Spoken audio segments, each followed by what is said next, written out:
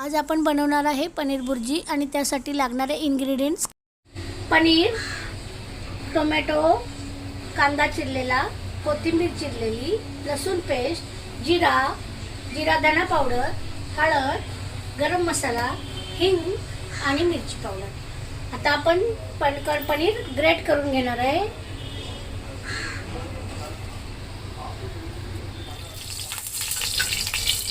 मग टाका जिरे,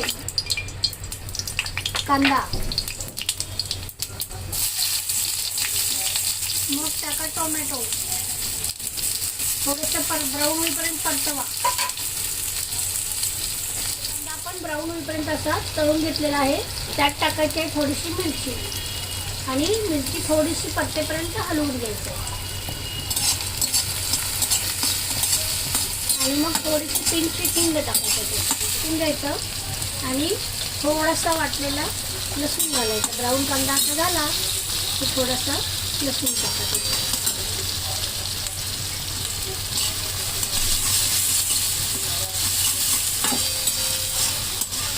आपण त्यात टाकणार आहे चिमूटभर हळद आणि थोडीशी धना पावडर। ते पूर्णपणे मसाला त्यामध्ये मिसळा आणि टाका थोडंसं मीठ, त्या चवीनुसार अंदाजाने मीठ टाका। मीठ चांगलं हलवून कांद्याला पाणी सुटू दे, तोपर्यंत ते परतत राहा। चवीपुरती लाल तिखट टाकायचे आहे आणि तेही परतून घ्यायचं आहे। चांगलं परतून घेतलं, मसाल्याला लागलं मीठ, मसाल्यात मिसळलं कांदा टोमॅटोमध्ये की मग वरून आपण किसलेलं पनीर त्यामध्ये घालायचं आहे आणि हलवून घ्यायचं आहे आणि जे थोडंसं गरम होईपर्यंत ते हलवून घ्यायचं। पसरून घेतल्यानंतर थोडंसं वाफवून घ्यायचं पनीर किसलेलं आणि त्याच्यावर गार्निशिंगसाठी कोथिंबीर टाकायची आहे। त्याला गार्निश करायला थोडीशी कोथिंबीर वरून मुरमुरावा। अशी आपली पनीर भुर्जी झालेली आहे तयार।